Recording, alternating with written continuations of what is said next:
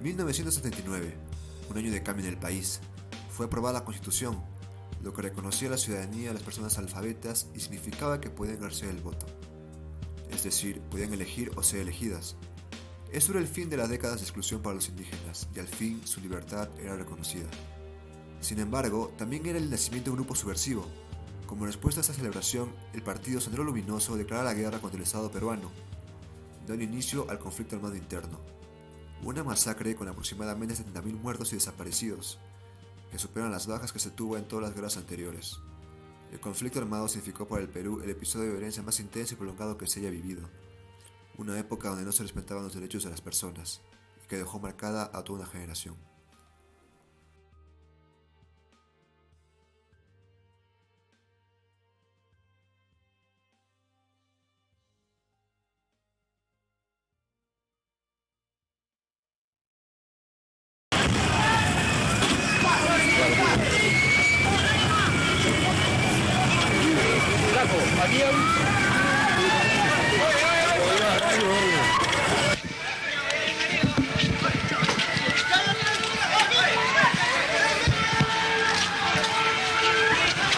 Es el cruce de la avenida Araníbar.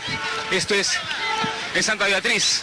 Se acaba de producir un atentado, hay 3 heridos, 4 heridos. Esto es increíble. Esto es increíble realmente. Son las 12 de la tarde con 48 minutos. Hay 3 heridos. Están en acción la policía y el escuadrón de emergencia. Hay 3 heridos. Se ha producido la explosión de un coche bomba. Ha afectado a por lo menos 5 automóviles a la redonda. Las casas están también destruidas. El primer motivo que inició el conflicto interno fue la decisión de Sendero Luminoso de iniciar una guerra popular contra el gobierno. La tradición marxista era un movimiento que ponía al proletariado como clase predominante para una sociedad más justa. Sendero Luminoso se basaba en la versión maoísta de este modelo, la cual subestima la democracia y otorga al campesinado el papel predominante que merece en la sociedad por miedo de violencia y terror, para que así se logre estar en un país comunista. Además que el abandono de las escuelas públicas por parte del Estado permitió que en las instituciones educativas fueran un buen lugar para la difusión de esos discursos, por lo que muchos jóvenes provincianos y mestizos se dieron a la propuesta de una ruptura radical con el orden establecido.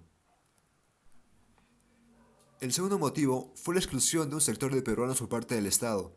Las zonas rurales y campesinas fueron las más descuidadas en este aspecto. Se habían aprobado la reforma agraria, pero no fue suficiente para las injusticias que aún se cometían. La falta de participación de este sector en decisiones, dinámicas y procesos generó desesperanza, resentimiento y desamparo. En este contexto de ausencia por parte del Estado hizo de estas zonas la base para el reclutamiento y surgimiento del conflicto. El primer testimonio es de Gamboa García y Orgina. El 24 de diciembre de 1980, Sendero Luminoso atenta contra la hacienda Zarca, matando al hacendado. Al día siguiente, las autoridades de Vilcojuamán llegan al pueblo de Parco en busca de información sobre la muerte del hacendado y se llevan como testigo a la declarante y a sus padres, siendo luego ella detenida. Ante los ruegos de sus padres, la declarante es liberada y regresa a su casa para hacerse cargo de sus hermanos menores. Luego, al pueblo de Parco llega un grupo de sinchis, quienes se llevan detenida a la declarante y a un grupo de pobladores al puesto de Vilcojuamán. A ella la colocan en una celda aparte, la torturan y violan. Después ahí estábamos yo con mis hermanos y tengo una abuelita tenía. Yo estaba con mis hermanitas menores. Resulta, llegaron los militares, esos los hinchas llegaron casi las 5 de la mañana. Le patearon, la golpearon a la puerta a patadas y le entraron a la casa.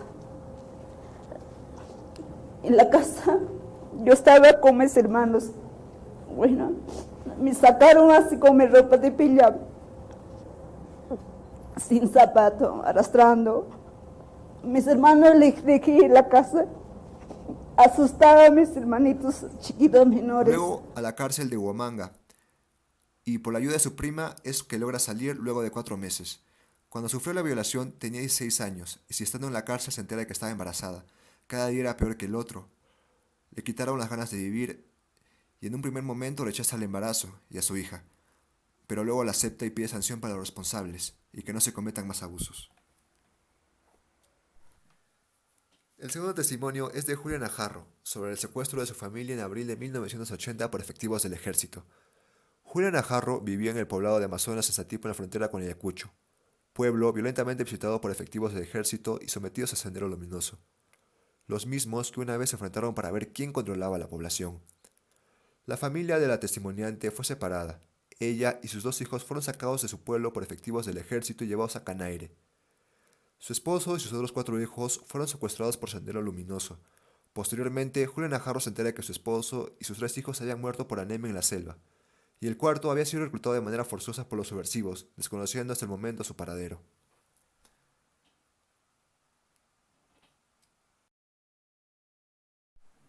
El tercer testimonio es de Mariano Suárez, natural de Calpa.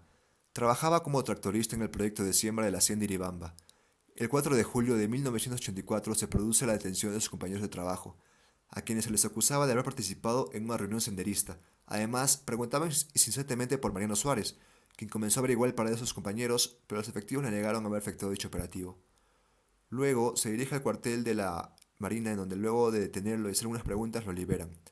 El 4 de julio de 1985, cuando se dirigía a su chacra en Huanta, fue detenido por guardias republicanos, quienes lo llevaron a Castropampa, en donde lo torturaron. Su esposa, al enterarse, fue a buscarlo, pero negaron que estuviese ahí. Luego fue detenida y llevada al lado de su esposo, en donde fue torturada y violada delante de él. Finalmente la asesinaron y arrojaron en Mayoc, que está en la vía de Huancayo. Mariano Suárez llegó a ganarse la confianza de alguno de los militares, que le contó dónde mataban a la gente. Fue liberado después de 15 días, regresó a su casa y no encontró a su mujer. Entonces fue al lugar donde mataron a su esposa, la cual encontró cuerpo entero y muerta por una bala. Se quedó con sus 5 hijos. Al día siguiente fue a la delegación de la policía, en donde niegan haber realizado dicho operativo, y entonces se dirige hacia el cuartel de la Marina, en donde luego de detenerlo y hacer unas preguntas lo liberan.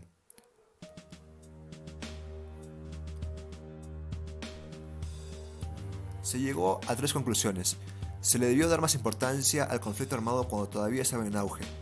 No se tomó en cuenta los ideales que compartían y su posible peligro en el Perú de esa época, ya que, como recordamos, todavía había mucha injusticia por aquel entonces, y varios sectores no estaban contentos con el gobierno. Sendero Luminoso decidió atacar en esa celebración, ya que mostraban su desaprobación a dicha constitución. Se excluyeron del sistema democrático porque ellos no creían en la democracia, más bien en un régimen totalitario. Muchos jóvenes fueron seducidos por el discurso de una utopía sin clases sociales, ya que su sector era ignorado por el Estado, lo que generó resentimiento y frustración, pero no tomaron en cuenta la verdadera dimensión de la rebelión, por lo que quedaron aprisionados y muriendo en vano por un régimen que no entendían del todo.